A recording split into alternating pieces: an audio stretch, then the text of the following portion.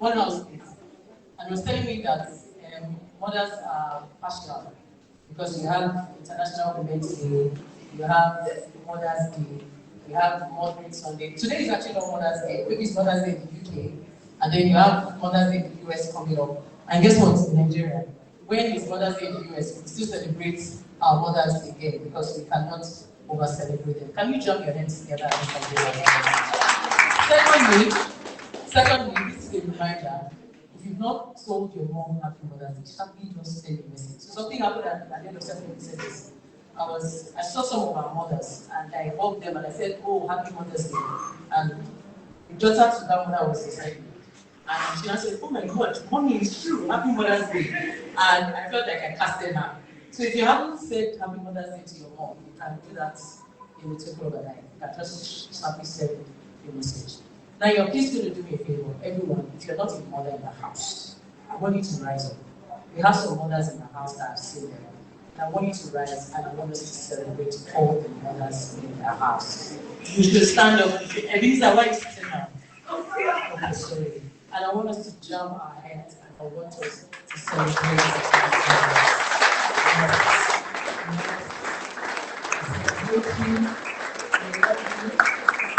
But the muted mothers in the house, we love you, we celebrate you. All right, let's have it. Now, we're going to have a talk to review. And again, let me tell you something sacrificial about mothers. Listen, we have a service going on here, right? At the main service, there's also a feast to celebrate the mothers, which under normal circumstances, all the mothers are looking at. They would love to also be there to celebrate, but they have sacrificed that to be here. That's another sacrificial aspect of motherhood. Some of them are going to leave at some point to join the service and come back because they have rules to pay. But that also shows that we have mothers that go over and beyond just to make us happy.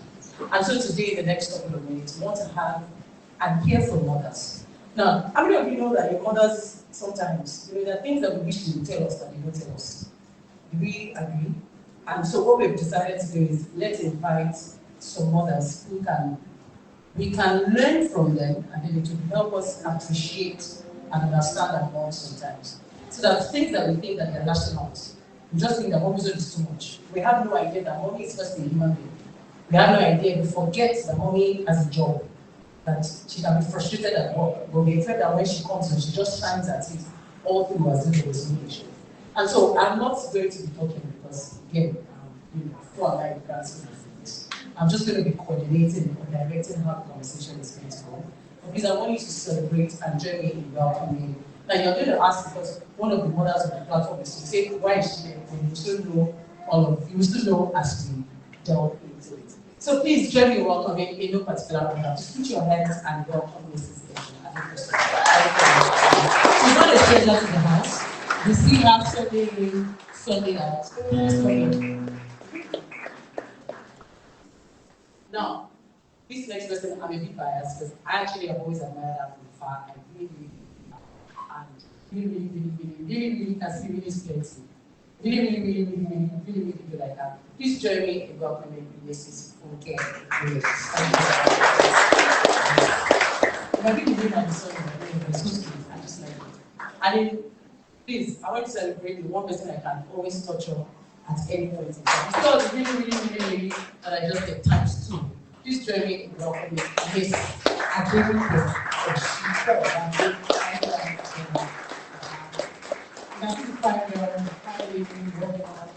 Let's put our hands together. All right, please, let me help you give them mics, wire mics, so that one can go around. All right, so I'm just ready to sit down. Again, but do we know the color of mothers? Anybody? It's blue. It's blue. It's blue everywhere. And even the chairs, also blue. So maybe for the fathers, I don't know if you have color, change it for them. But anyway, it's good to be here, and we just want to learn for the next couple of minutes. So you're going to ask, Adenike, she's not a mother. Well, the beauty of motherhood is that it is all-encompassing. And like I said at the beginning, the idea behind this is for us to see motherhood from another perspective. There are some things that our parents or your moms will not be able to see. They will not be able to cry with us All right, they may not be able to share the things that really hurt them, but hopefully from the experiences of these beautiful ladies here, we will learn one or two things. So let me just start with a generic question. I promised two of them that I was going to send questions to them, but I didn't. I only sent to one. But please pardon me and please forgive me. I'm just going to start with one question that I think maybe to soften the ground. I'll start with you, Tia. All right. Now, people say that motherhood is joyful, is beautiful. They say it's the best thing after sliced bread. Then at some point they introduce the word is exhausting. They say oh sweet. They say all of those things. And so my question is that really true? Is it like a buffet of different things? And if you can share something along those lines. Thank you. There is no template for motherhood really. There is no one size. There is no one size fits all. It's a journey. Let me put it that way. You know, before you get married, you hear a lot of things about marriage, about motherhood, but I think when you experience it, it's different. Yes, during the pregnancy stage, you know, our experiences are different. Some will have it good, some will have it bad, some will have it very bad. But when the baby comes, you know, they tell you that, oh, everything wipes up. Yes. So to that extent, it does because you've seen your bundle of joy. So it really wipes off. The whole thing just wipes off. I know. Okay. Yeah, but then the healing process that you go through, you are able to go through it because you are seeing the fruits of that process. So it makes it all worthwhile. And then, you know, you have to work the child, and then we go from one phase to another, and then they tell you that, oh, when you finish one phase, you rest. But you never rest. That's the truth. As a mother, say goodbye to your sleep. Once you come home, you never rest. You have to be up and going. You have to be up and doing. First, the responsibility over that child. If you are not able to minister to anybody, to convert them to become a Christian, do that to your child. That is your first responsibility on that board. That's one.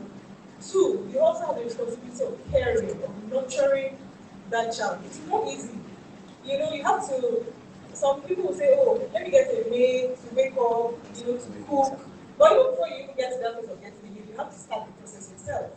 So sometimes when daddy is sleeping and by 4 a.m. you have to drag yourself out of bed every day to make food, to bathe, to get them ready for school and everything. So that journey is exhausting, but it is joyful because you are seeing the fruit of what you are. Wow, that's pregnant. Can we jump ahead?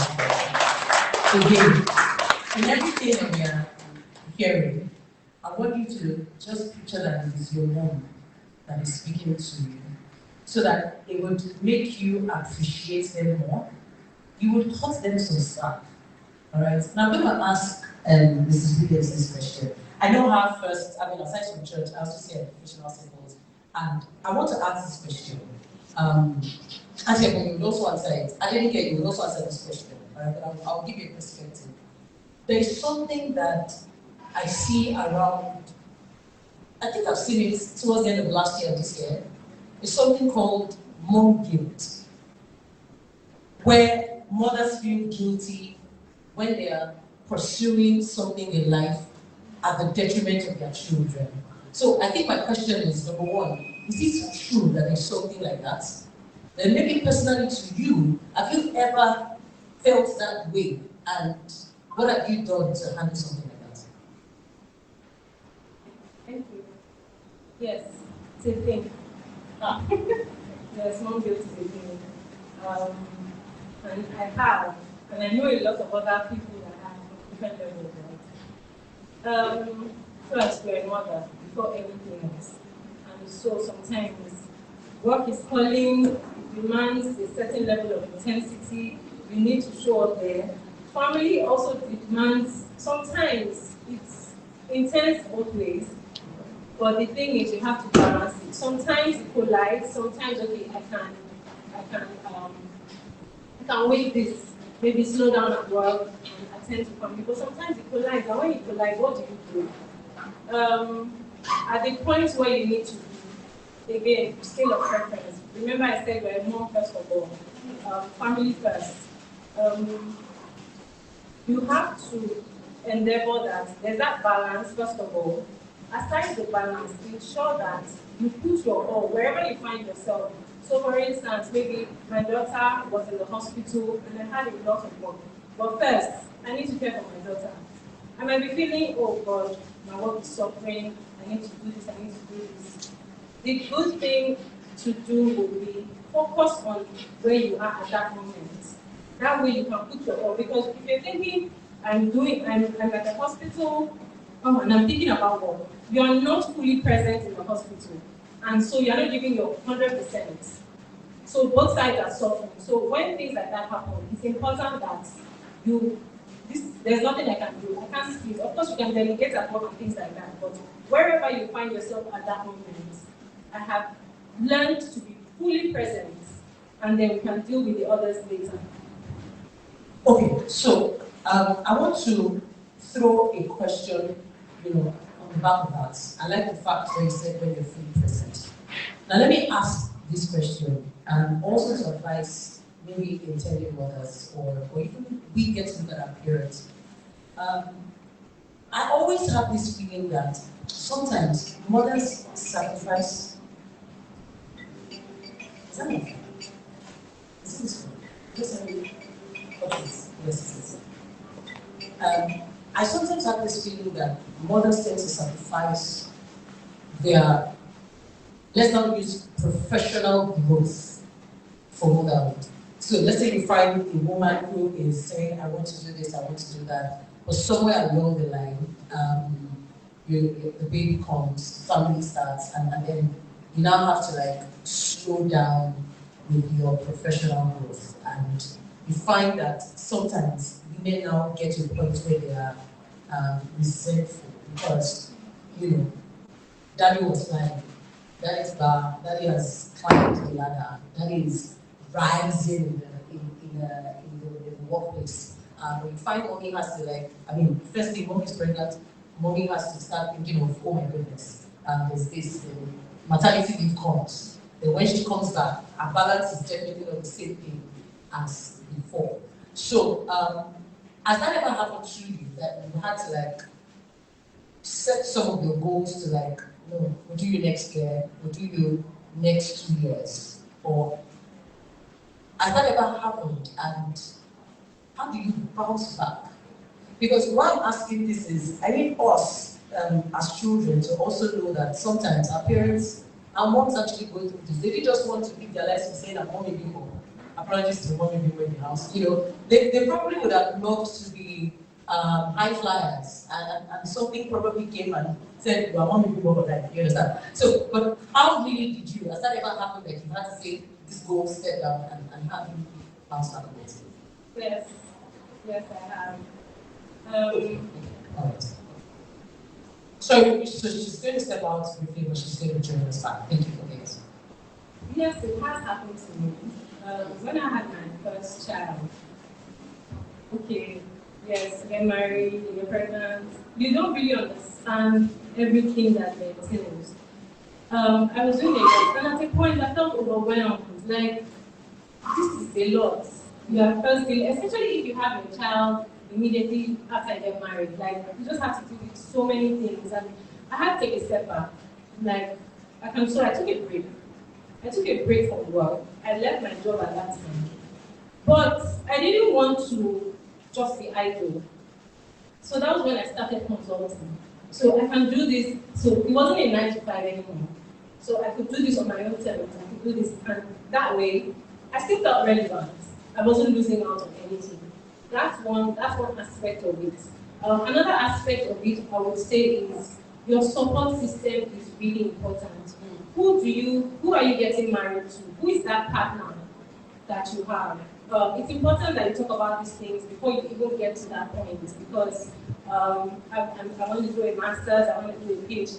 if you haven't done it before you get married, your partner needs to understand that this is where I want to be, this is where I'm going. Because at the end of the day, yes, some things will slow down, you have a child. Some people have really great support that, oh, they just keep going. But you can't determine the kind of pregnancy you will have. One thing is that kind of pregnancy that just puts you on bed rest for several months, right? So it's important that your partner understands where you want to be, what your vision is, where you see yourself much later in life. That helps a great deal. Another thing I would say is, apart from your partner, your support professionally, your colleagues, your peers, these people are also very important. Sometimes, some things that your partner can't do, your professional support system, in quotes, they get to push you. Oh, maybe you have this friend that you guys have been taking certification, maybe you're in the same field, and then for some reason you're slowing down. You have that person to push you when things are slowing down. So that's what I would say. Your support system is very, very important. People that are around you determine how easy it is for you. Can we put our hands together? I want to reecho something that she said, your support system. And this is actually the best time. We just came out of the phase talking about relationships. And so it means that when you're looking for the choice of who to marry, it's not just the business you. It's not just, oh, my body is flying up and down when I see him or when I see her. The question now is, can they actually be an accurate or a right support system for me? Because you said something also beautiful. If no one actually decides the kind of pregnancy that you have. I remember having a colleague who joined, so she joined the organization in January, and she was still winning her child when she took him. So she's, and by winning, I mean in the real sense of it, where she was taking breaks to go and pump. Pump is to make breast milk available for the child. So she resumed a new place and she was taking breaks to go and pump. And in 9 months, she had to take maternity leave in 1 year. So the question now is, in any organization, and I'm coming to you now, Adenike, right? In any organization, in 1 year, you've taken maternity leave is like 2 months. 6 months. No, that's you. So that's why I'm coming to you. But in the private sector, it's like 3 months. So you've taken 9 months. You have taken now. You are okay. And in the pregnancy period, like you said, you may have some kind of pregnancy that you're probably in the hospital today, you're in the hospital tomorrow, and then you now have to take that time. And guess what? We still expect her to be the most understanding wife. We still expect her to be the most understanding daughter. We expect her to be the most understanding sister. Now, before I go to Adenike, there's this lady on Instagram. I think it's Inara. Does anybody know her? She works in the bank, and she does this skit. She's a celebrity banker. Now, she put out a skit last year. I think that also people made me like her. So she was trying to celebrate the average mom. And she said the average mom is this kind of person that you're in the boardroom, you're in a meeting, and you know how they're telling you, now she works in the bank, so they're telling you targets. You must bring 500 million, and then your phone rings, spam, and it's from your nanny.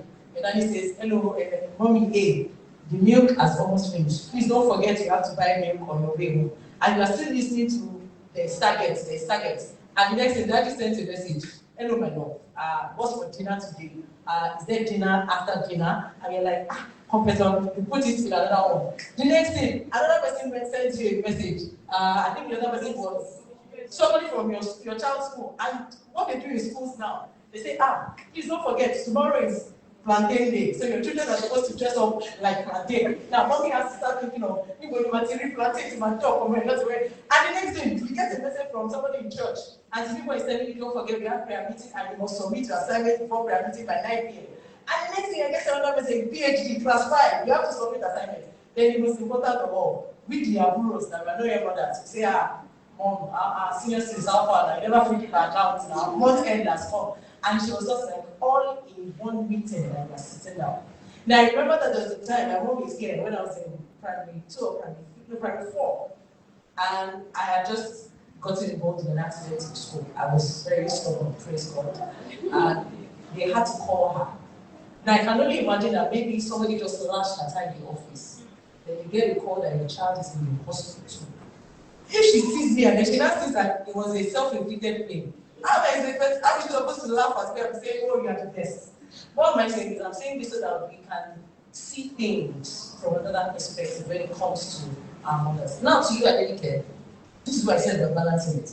You work in a field. Now, she's in the judiciary. Can I speak some more? She's in the judiciary. And I can always tell her that in a not too distant future, I'm going to be appearing before her saying, my Lord, my Lord. So let me laugh about it now so that I may not be able to pull her nose, but I can pull it now. But you're working in that kind of a field. And you're also in the family court. So you deal with issues that have to do with mothers complaining of stress, dealing with non-supportive spouses, divorce cases, and all of that. Before we get into that, you're also in a field where I think, say for Lagos State, alright, I'm trying to be careful, it's a heavily male-dominated industry in terms of your judges, your lawyers, climbing the ranks and all of that. How do you, are we good? How do we balance, how do you even work in that kind of an environment? Let's start with that. An environment that is you're surrounded by a lot of men, and there are a lot of things there are a lot of conversations that are happening without you knowing. How do you balance it? How are you even still relevant? Let me use the word that Mrs. Williams says. How do you still remain relevant in that kind of industry? Okay, so you said paid for Lagos because in Lagos, I'm not sure is that really male dominated or kind of sector place. Especially in the judiciary, females are now rising to the top. And for my own designation, actually, we are mostly females. Oh, great. Yes, we are mostly females. And it's just being able to knowing what you are there for, being able to balance your work, like because we are under magistrates, under judges, knowing what they want, being able to give it to them so that you can actually rise up. So it's not actually male dominated. Okay, so let me now ask this question, and I like that. You said some of the cases that are brought before you. I know that you cannot divulge them, but I'm sure that there are some cases that are emotionally weighing. Like when you see some cases of separation of children, like now, you as a woman, right? You're a woman, right? You identify as a woman. Right. How does this affect you when you are surrounded with a lot of emotions? And I'm saying this because naturally women are emotional. You don't find somebody that's working in the middle of emotions, where you're in court one day and somebody's coming and saying, people were just saying that they don't change about there. How do you deal with things like that emotionally? Okay, I don't, because I'm naturally an emotional person. And I've had to cry several times in courtrooms, because the issues that comes to us sometimes are so heavy, so heavy. We've had cases of a father sleeping with his own child, and the child being a 7-year-old. Imagine, and threatening the child not to tell anybody that if you told someone she's going to die or something like that, hearing things like that, and then those kind of children still going through emotional trauma because their father beats their children, their mothers in their presence. Yeah. They see all of those things. The thing is, I stopped attending courtrooms at some point because if you're not careful, you carry it around. It would be like your thought processes will just, the assessors kept telling me, Adenike, you're not married. I just pray for you that you don't marry wrong. That's kind of setting because a whole lot of things that we see on a daily basis. Anytime another matter passes, you just say, Adenike, I pray for you, you don't marry wrong. It is it is that deep. So what I stopped going to the courtrooms at some point so that I just thought, right now I don't sit today. I just be in my office and then my boss will be like, Adenike, you didn't come. That matter. Would you go? You see what happened. I was just crying again. I don't want to cry again. And then I don't want to have to think that this is what marriage entails. When I know that there are beautiful marriages out there. Now, I don't want to. That's a valid one about how these experiences can somehow shape. But I want to, since you opened it, let me just. There's this thing we say in the law. You have opened the door. So since you opened the door, I would just want to peek in a bit and step out. Now, from the little moments, thank you very much. From the little experiences that you said, the sessions that you sat in there and all of that, do you agree that this transference of trauma is real? Very real. And how do you think we can deal with it professionally? Okay, it is very real. We have these children, they are actually torn in between the parents. Because most times you have to separate them, because already they are separated is where they are in our fault. Gotcha. They are no longer living together, or they are living under the same roof as separate people. So the children are torn between, I want to be my father, I want to be my mother. And if there's no issue of molestation between the father and the child, we cannot deny the father the right or access to his own children.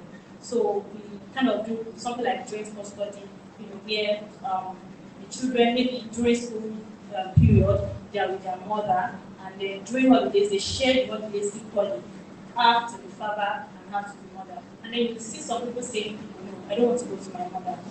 My mother does not feed me, my mother maltreats me, or I don't want to go to my father, And then we have to find a way to balance. We actually send these people to therapy. Wow. Yes, because these children have gone through so much. They'll be like, even my father.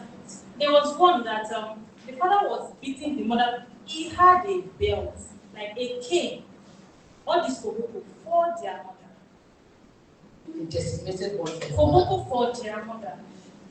And these children see all the time that their father will beat their mother. And at the end of the day, it's not so much responsible.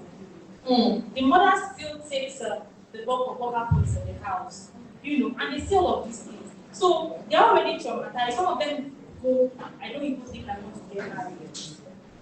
Because they already think that is what marriage is all about. So we send them to therapy actually. All right. So the reason why I opened or entered that door was because I needed her to rehash that fact. And it's because many people actually get to that point. So I remember having a conversation with a colleague who, unfortunately, her mom was abused. Not just physically, but emotionally. I think the emotional abuse is something else. And the girl just keeps saying things like, I'm never going to get married. That I can't even imagine that this is what. And then, of course, that was what generated the whole thing. People saying men as common and all of that. And she just went up that she cannot earn marriage. To the point that she's like, worst case scenario, she's going to, thank God the world is now getting a bit more liberal with other ways to raise children, surrogacy, adoption, and all of that. And to the point that she was like, you know what, this is what she's going to do because of that experience that she had. And I needed to say that so that we would know that we still have beautiful marriages. That things like this are happening, and that's the essence of why we say the saved woman. So that even though what you are seeing online is negativity, right? I remember there was a time I had to log out of a particular page. Because online, once you look at a video, it begins to bring so many things. So at the time I was just seeing domestic abuse. I said, no, far from it. I'm not saying that they don't exist, but I'm saying that we also have great marriages that we can also look at and celebrate motherhood. All right, so I think I'll leave you.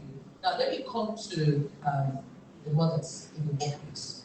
All right, I want to ask you a question, Mrs. Williams. Now she's been in HR.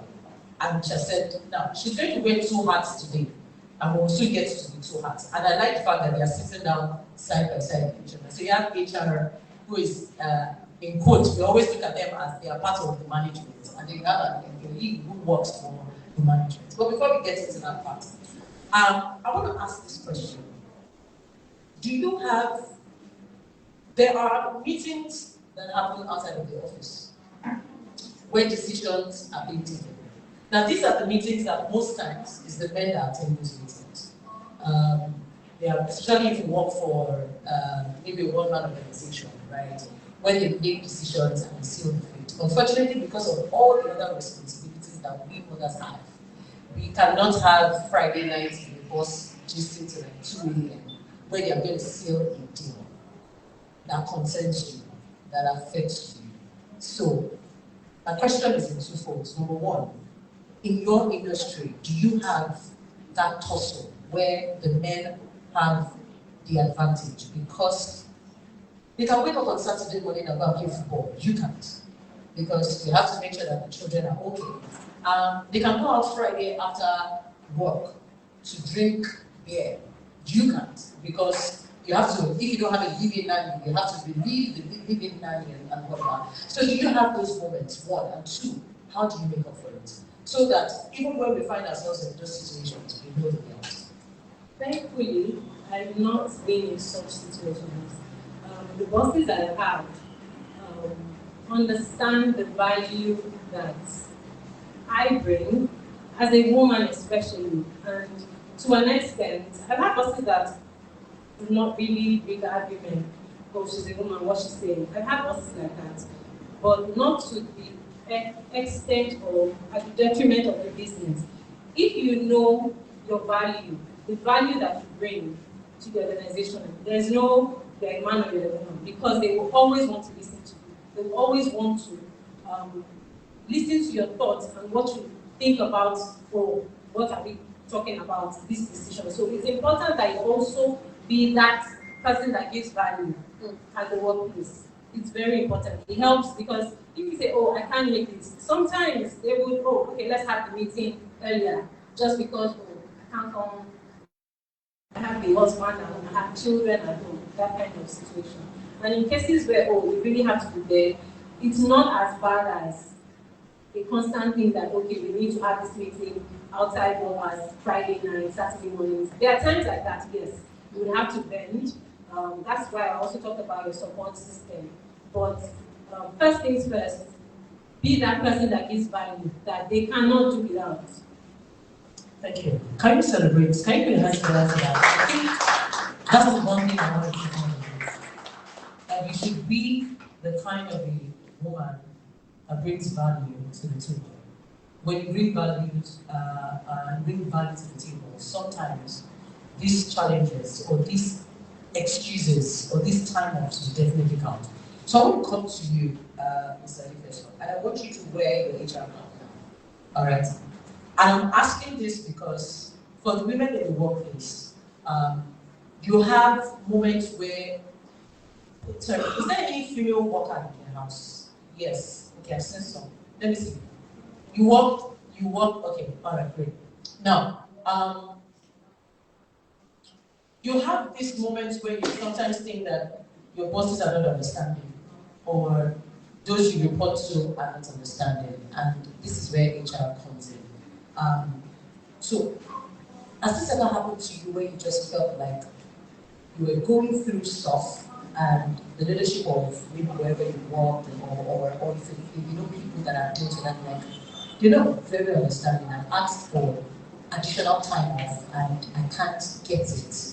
And how did you even, so something calling your attention in those places. And I remember when she said something at the beginning that you should be even, you focus your attention where you are. But what if you can't really focus your attention because it's like fire is burning and you literally have to like fly out. And maybe it's at the point of closing a deal that you have literally worked for. And that request is denied. How do you navigate that kind of thing? If you have any experience exposed to that, and you can share it. Yeah. Firstly, I will do something for more Funke say, value. Make sure that you are someone that gives value. Because if you give value, they will move anything just to have you there. Now, I've never been in a situation whereby I work for someone that if I really need time off, I won't get it. That has never happened before. It's usually the other way around. If I need time off, I get it. However, because of the okay, I need to consult and I have a lot of clients and deal with, and because of that, I have a lot of team. However, there are sometimes your presence needs to be there because if you're having a client meeting and you don't see you, that meeting may not go, or they'll see it as a disrespect. You send maybe your team members and maybe so those things demand for time. But in cases where, okay, I'll give you a personal example. When my daughter was sick, I needed time off to be. Well, I would say I wasn't giving time off like okay, shut down your system and focus on your child. And that was because at that time we have busy seasons at work where everybody's hands need to be on deck. So what did I have to do? I needed to call my support system. People that I know that if I'm not there, the child is in good hands. But however, I didn't hands off totally. I was there, but I was not doing anything. And I also have a HR. We have a HR system that shows empathy. So they have a local law policy. You walk in there, tell them what you're going through, and they give you the support that you need. But however, like I said, you have to be someone that gives value. Because if you are an employee that you give excuses every time, or you're not meeting your KPIs for no reason, or you're just laid back, or you have been placed on PIP, that's performance improvement plan, and you're not pulling your weight. What they do is that they give you everything you need to work. You don't lack anything in terms of work tools, internet, you work virtually. You work, it's 100% virtual. However, if you have clients that you're working with, and the client demands you to be in your office, you have to be there, you have no excuse. But if you have clients that they allow you to work from home, then you have no excuse. Everything is provided for you. Internet is given to you, you have a good laptop to you, you have sound system, you have everything to deliver your work. So you really do not have an excuse not to deliver. But if for any reason you are challenged, either you have personal issues, you have a good policy, work on it, talk about it. Thank you very much. Can I just say that COVID was not entirely bad, if you get what I mean? Because prior 2019, I don't think we had work from home as virtual working like it was now.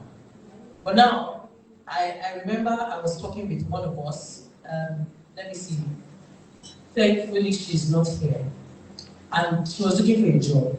So here was I speaking to every HR person that I knew that, please, one of our bros is looking for a job. And you know the first thing she told me? Please, it must be purely remote. I said, it must be purely remote.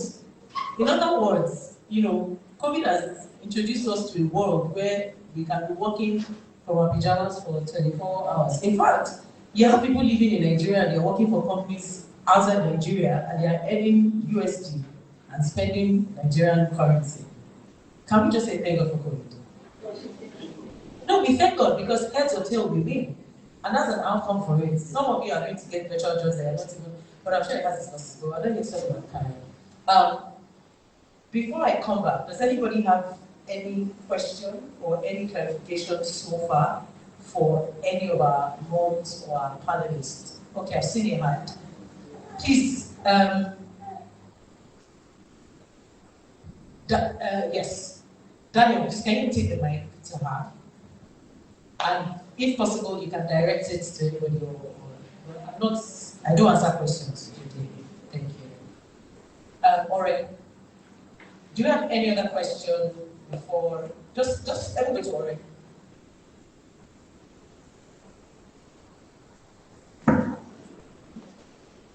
Oh, you want to change the batteries?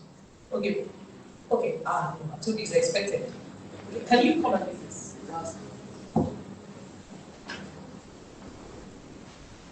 So it's the mothers. I wanted to ask, well, I know Auntie Bob kind of asked the question, how you prioritize your individuality, because there's a way where you forget yourself, where, like she mentioned, your wife, your mother is like a 24-hour job.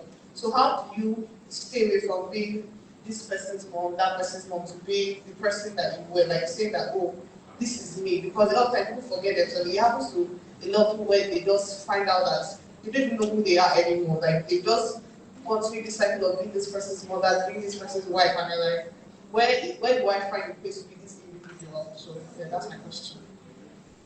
Others. Okay. That's a very good question. And I think at some point in my life I've had that kind of depression where you are just like a zombie. So you move from point A to point B, you have your daily, routine, and at the end of the day, you're not living for yourself anymore. It has happened, it keeps happening. And I was getting to the point where I found that I just kept shouting. Even things that should make me shout, I would just be shouting. What's happening? And I think I got to work that day, and a colleague of mine passed. And she's someone that we saw on Friday, we went to a training site, and we saw her on Friday, and then on Monday, we saw someone else that was not on our team, and the next thing said, we came past, and came past. Apparently, she had been dealing with lots, but nobody knew. Her pressure was up and down, and she died in a span of 2-3 days. That was it. So it was a reality check for me. I've gone to check my blood pressure, and I was having numbers like 1 something, and I'm like, okay, what happened? Yes. So that particular day, I just closed my laptop. I just told my client that I am coming. I just went to, and I went to sleep. My phones were ringing, I switched it off because to me, like, so maybe that was me. In the morning, following day, someone is coming to resume my seat. So that day, I just told myself that henceforth, it will be my me time. So what I do is that there are sometimes I go to my client site and I have not an opportunity to close as early as I want to. Sometimes I'm getting home 10, 11 p.m. in the night. So on those days that I don't go to my client site, I'm going to be working from home, I close by 3. As in 3 o'clock is my 3 o'clock, I just close. So every other time, I just probably do some things in the house. But I needed to prioritize myself. I couldn't see myself living on pills, living on drugs, treating high blood pressure and treating. I wasn't going to get to that point. For yes, you are good, but you are replaceable. Anytime, any day, you are replaceable. You might just take time for them to find someone that can give them what you can give them, but even better. So take care of yourself, and have a spouse that also supports you at home. I always keep driving it. If you are dating someone and in your dating stage, he's not concerned about you or helping you around the house, or even if you go visit him and they are washing plates for him, or he's sitting and he's putting plates under the table or under the bed for 2-3 days, there are signs that you will see if someone is going to be supportive or not. So have someone that's going to support you at the whole front. Else, there's going to be fire on the mountain. Thank you. Can I ask Yes, first of all, you were you before somebody else joined you, before you give birth to someone. So don't lose yourself. That thing that you like to do, that thing that works for you, that thing that helps you to stress. So I've seen people that, well, maybe they like singing, or they used to go to the studio, and then suddenly they don't have time for that anymore. Yeah. You have to prioritize your time. You have to, what's that word now? I don't want to use the word compartmentalize, but planning your time. Oh, this is for me. This day, this time, these 2 hours, this is what I need to do for me. Yeah. Every other thing, because that's the only way that you get refreshed. Whatever it is, you know what you like to do that helps you to distress. It's very important. Don't lose yourself in anything that you find yourself doing. I want to just say that I had a colleague, and I'm going to ask her tomorrow. I just noticed that in a year, so you have your number of leave days. So I just noticed that when she goes on leave, one, you will see that she travels with her children. But there is one leave that she goes for. Children are with grandma. She sends them to Ibadan. And it's usually that long, what's Ibadan. Then you find her and contemporary, like ladies around the same age and the same profession. It can be Ghana, right? It can be Casa del Papa. But they will just go and act like, just to remind themselves that I am somebody outside of Mommy. Sorry, Mommy. It's needed, right? Yeah. So I think that's it, right? Does that answer your question? Toby, you have a question. Now, for as many of us don't know, Toby is, there is no service. If I have Toby around, there must be a question. So if Toby did not ask, then I know that there's a problem. It's a 7 a.m. guy, by the way. Can we celebrate him? 7 a.m. Yeah. Because he's around. He's very knowledgeable. Be careful when you ask. He brought his phone to ask questions. I took out. One house. This is like in the sense that you can't pursue a career without breaks of nurture, of care. As that role, I would say is severely imposed on women and mothers generally. Shouldn't that be a re-evaluation of the parental roles we decide to emulate? What are your thoughts on that in terms of labor and to the people that want to start a family in the future? Do you understand this question? Yes. Is that the only question we have for now? Okay, so just for clarity, you're asking for those who want to start family life, should you find out from the spouse if you want to do career or what exactly? Like, I'm saying it in recognizing that women, the mothers, the way and the work that mothers do is collectively not appreciated and acknowledged, especially emotional. Say it again. Louder. The mothers, Yes. the works that mothers do are not appreciated or acknowledged in a collective sense. And what are ways we can, in a sense, recognize I would say our bias against like us not able to recognize it, and especially when it even comes to the workplace. Because I feel like that also bleeds into the workplace. So how can we recognize some of these things? Well, it starts from the home. We're having this talk to enlightening us to appreciate our mothers. So when you even get to that point, you know that you already have that, because most of these things, those people, they grew up in a home, right? Yeah. Those bosses, they grew up in a home. They were raised by certain people. So it starts from now. You understand the sacrifices that your parents, your mothers went through. And by the time you get to that CEO point, you know the kind of culture that you should have in your workplace, if that makes any sense. So it starts from now. It starts from us, children now. Appreciating your mom. She didn't do this thing, but Bimbo is having this talk to let us know that it's not always rosy, right? It's not because, she doesn't like me or she doesn't send me, but there are other sacrifices that she needs to make. Thank you very much. Toby, does that? So it starts from the home, basically. Wherever we can talk about these things, so that the idea is not just in our head, but it's now part of us. When we celebrate and understand that it's a lot that they're actually going through.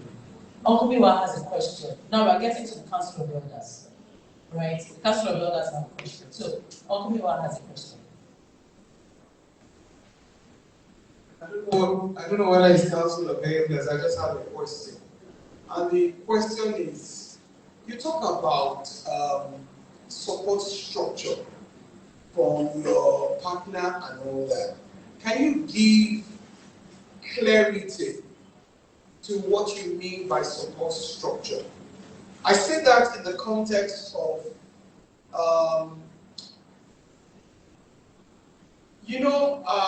the person that you is your partner actually either feels or does his best. And the question is that support? Why does it sometimes seem as if that support is not enough? Or there are much more expectations, and if the person has deficiency in giving that kind of support, is now seen as no support at all. Okay, communication is key. Communication is very important. Communication makes complex things very simple. In what areas would you need support? First of all, we are dating. I'm telling you, oh, this is the kind of person I want to be. This is who I want to be years down the line. We get into that marriage. We haven't been married before, so it's new to both of us, right? So it's important that you communicate. Oh, I'm going to need help. Help me wash the plates. I'm really tired. I just got back from work. I'm going to make the food. Help me wash plates. Those kind of things. Don't just assume that, oh, this person should wash plates for me. He's probably not used to washing plates at home, right? So communicate. This is how I would want you to help me. And it's also important for the partner to be, I don't want to use the word supportive again, because sometimes you can communicate and then they take it like, oh, no, I can't do this thing. So it's important that you have, first of all, from that dating point, you know the kind of person is this person a kind person? Will this person help me? Because you can already see she's coming back from work, she's tired. I don't need to tell you, but let's not assume that, okay, you don't know. Communicate, say it. This is what I need. This is the help that I want. That goes a long way. Because oftentimes I've noticed that people don't communicate, or there's a miscommunication, and then a very tiny problem becomes, something really big. Yeah. So please, communication is very important. If I was sitting at the other side of the line, then the next question I would ask is, what if in your dating stage, you see this person is very supportive, is willing to be there even before you ask, and then you get married, and things change. Seem to change.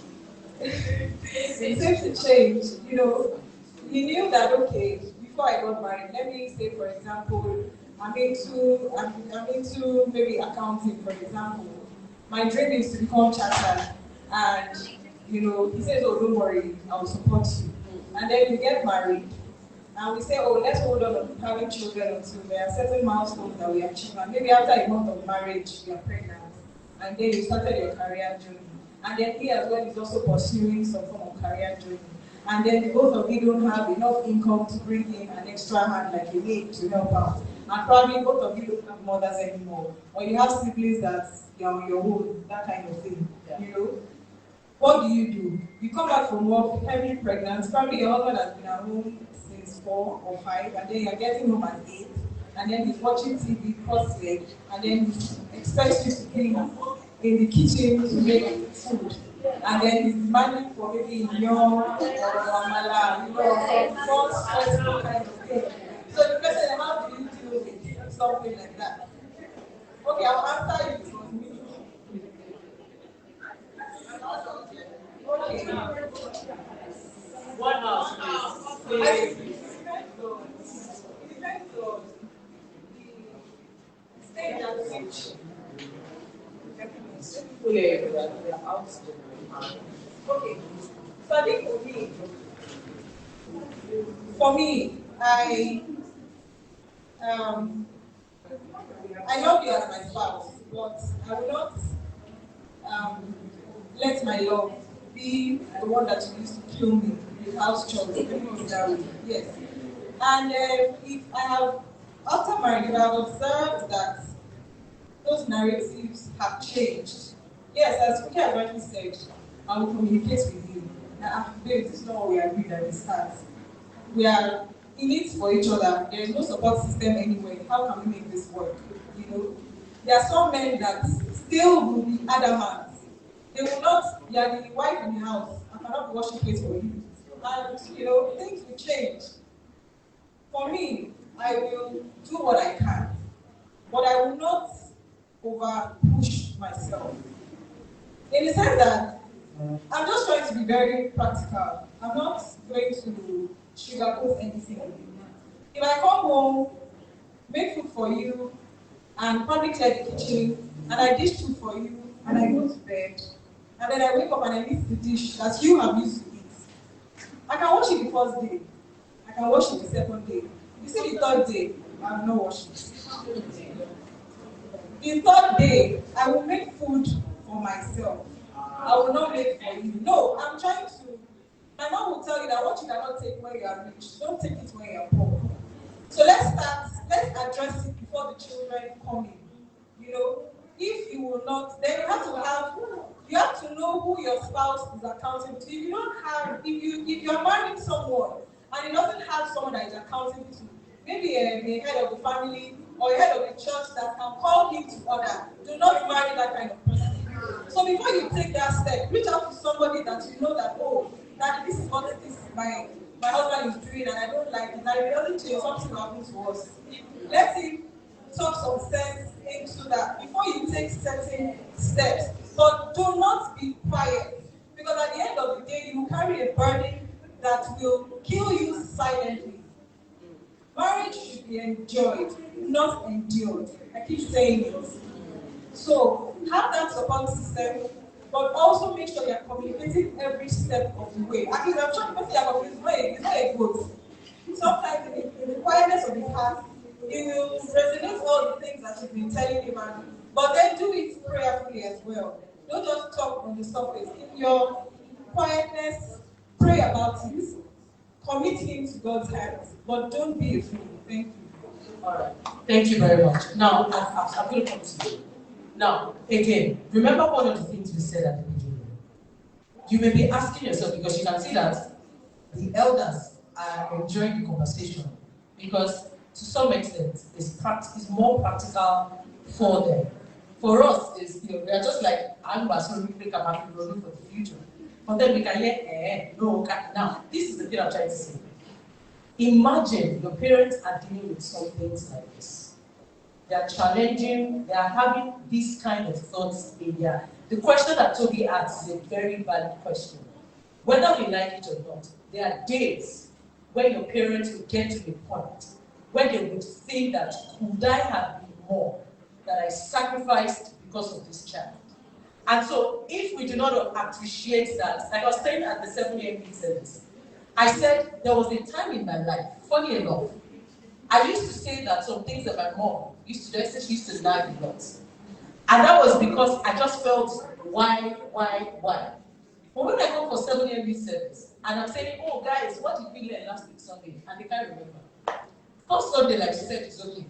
Second Sunday, it's okay. But the third Sunday, I'm like, when I was, and I could not realize that that's exactly how my mom was, because she's correcting me, and I'm saying that she's nagging. Why am I saying this? The reason why we are having this is so that we can see our parents, we can see our moms, and know that this conversation is playing in their head.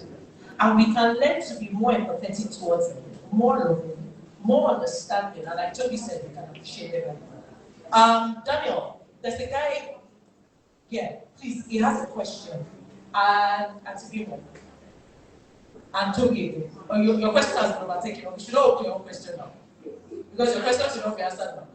Alright, so we'll take that question. Alright, yes. Alright, I want to start from let's see now, a single mother, or a mother that let's say your husband now is not so, doesn't really add too much into the whole marriage. So now we have this situation whereby as a mother you have to make sacrifices, right? Let's say your child wants something, but you know that if you give that to me, you're not going to provide something that you need in the future, wants versus needs. Now I think that you can go, I want to ask you, how do you think the mother should go about it? Let's say, should the mother just lash out and tell the child because the child doesn't understand, Or because if you do that, you more or less exempt the child from knowing the struggle that you're going through. But at the same time, that child gains a level of hatred towards you because you're not giving him what he wants. And then two, there's not the one that where you open up to the child, tell the child your struggles, so they can understand why you cannot give them and tell them the grand scheme of things. But by doing that, you also lay into their mind the struggles of life. So now they're now struggling with you.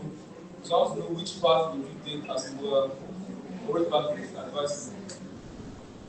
That's a very good question. Mothers. Okay. Can you hear me? Can you hear me?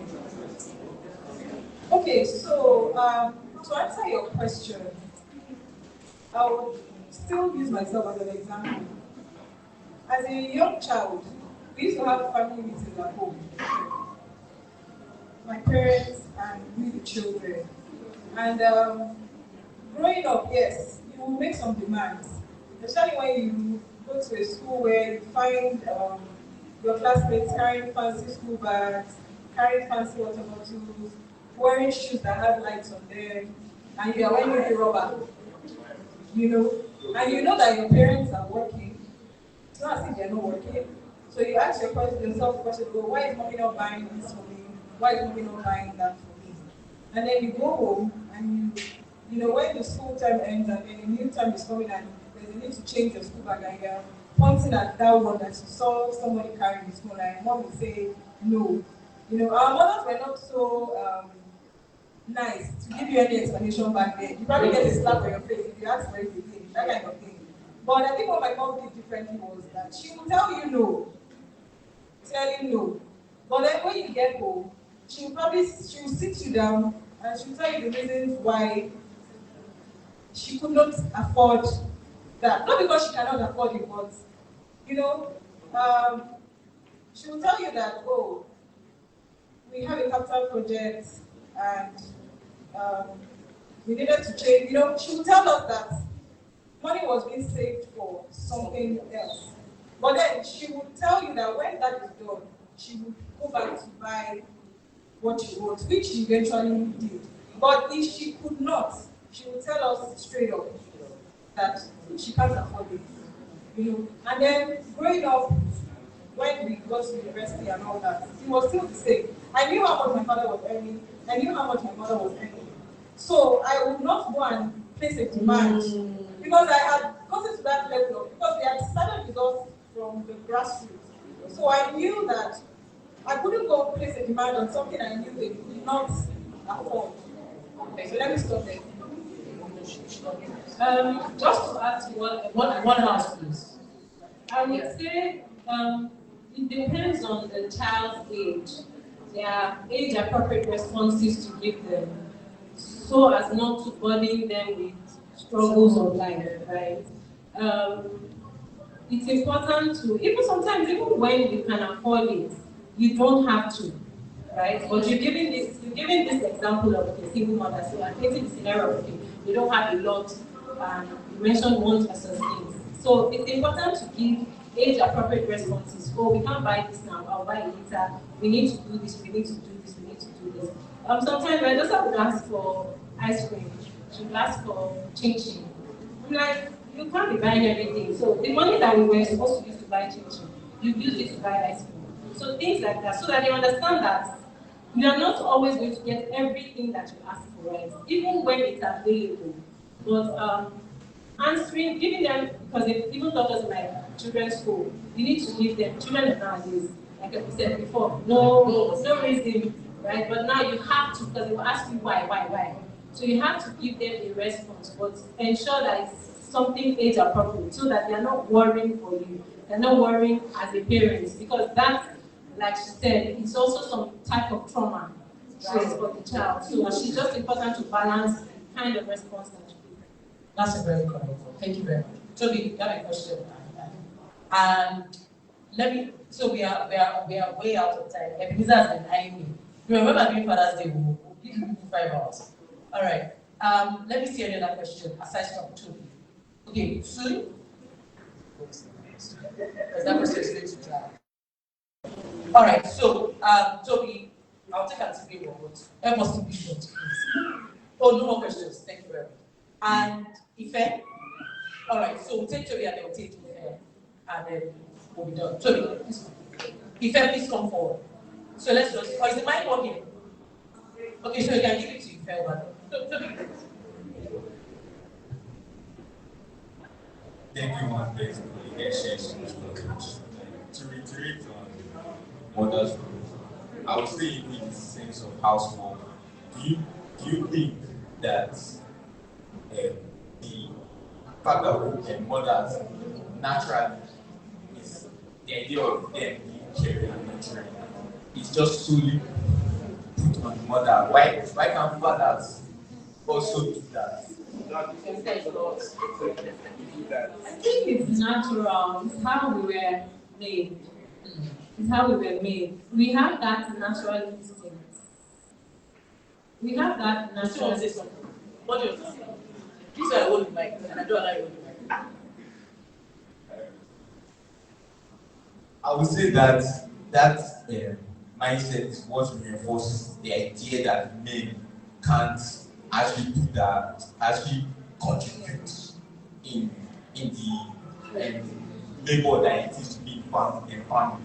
Because when something now wrong now happens to make mother there is lack of responsibility on the man. Man is just towards his work, which actually not services the mother in the sense that they are not able to now pursue that career in this. Yes. Women, it's married, man, like two places. We can't take away the fact that this is how God created us. Yeah. First of all, a mother has a gut feeling about something. 98 point something percent, she's always like that. We are just made like that. Yes. Optimized. We are made like that. But that does not negate the fact that men should also be kind. Men should also be supportive. Nobody has said, oh, it's a woman's job to wash plates. No. It's being supportive to assist in certain things. We are just naturally nurturing. Like, you just look at this person and you want to help. It's just it's nature, it's how we are built. But on the other hand, as a human being, you should be kind, whether a man or a woman. You should be supportive to, you see that this person needs help. It doesn't, you don't have to be a woman to render help to someone. So I think that's just...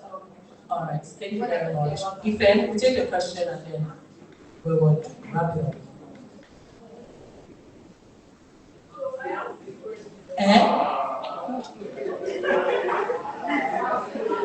Somebody has got to you. All right, let's go. So, first one, as a mother, how do you handle pressure from work and home at the same time? Then the second one is it advisable to marry someone you are earning more than? Third one is, then as you are earning more than your spouse, then he has enough in video, he's asking for the sharing ratio to be 50-50. What should you do? Sharing.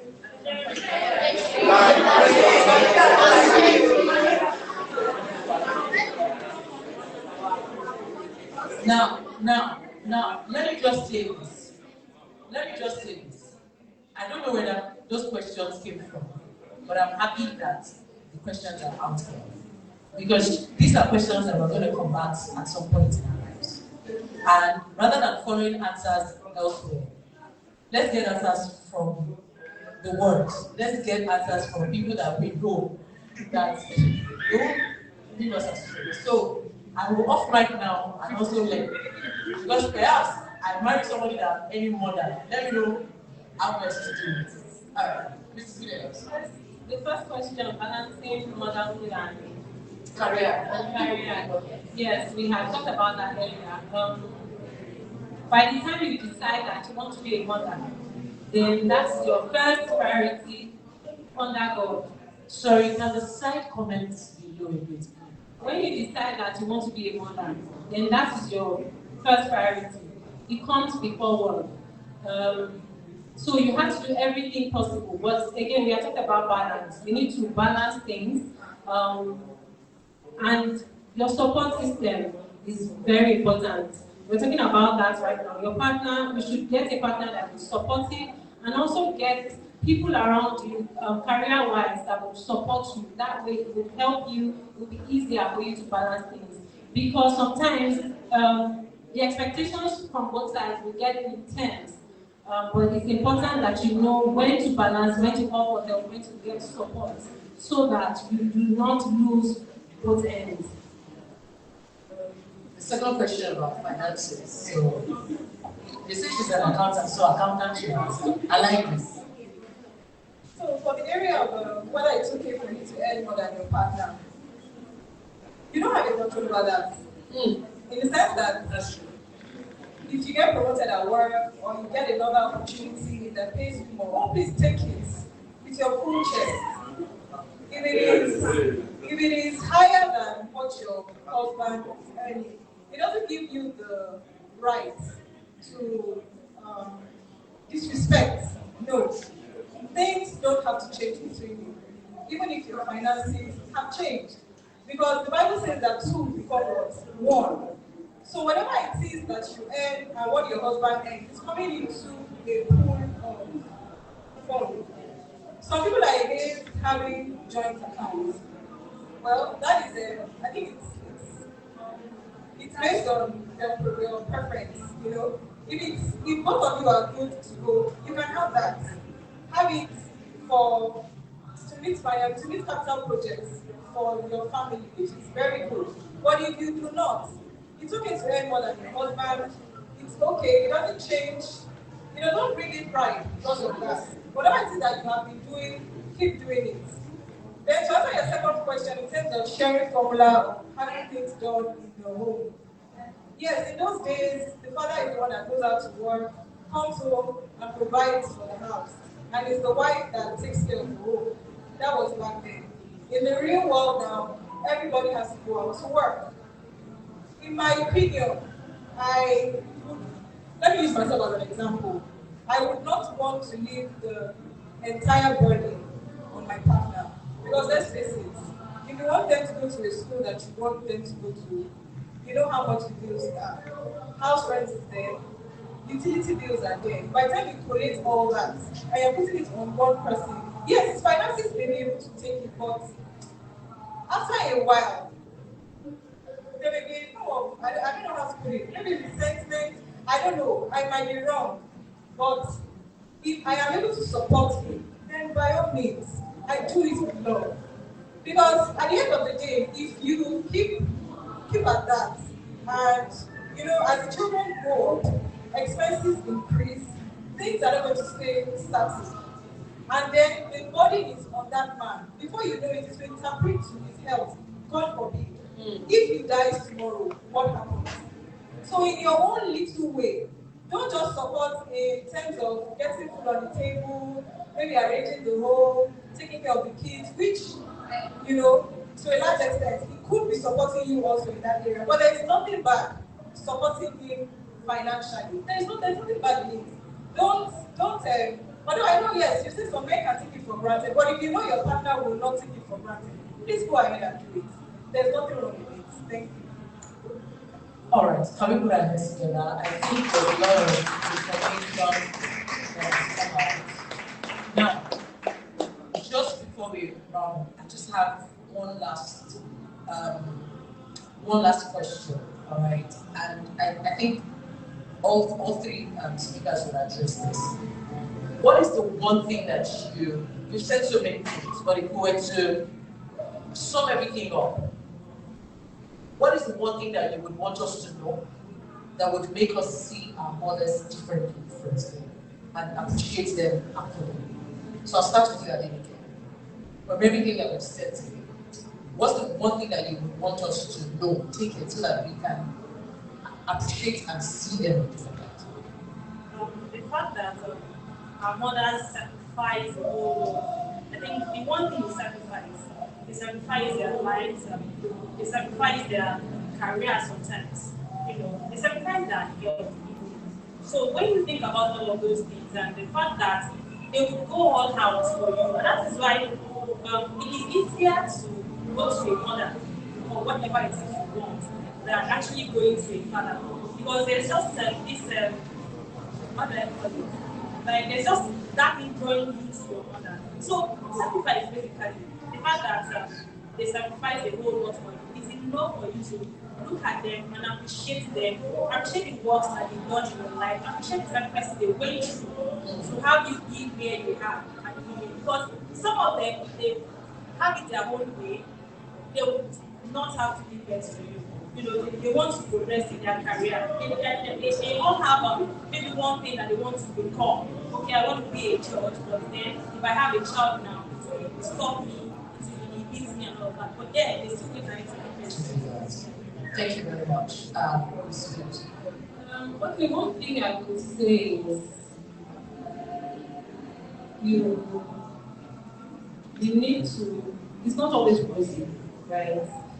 Your mom she looks nice, she's dressed up, she's smiling, but there are lots of battles that she's fighting internally. There are lots of decisions that she's thinking about. So you might see her, oh, my mom, she doesn't have problems. Money is everything is there, everything is fine. But trust me, it might not be money problems, but there's something deep down that she's battling with.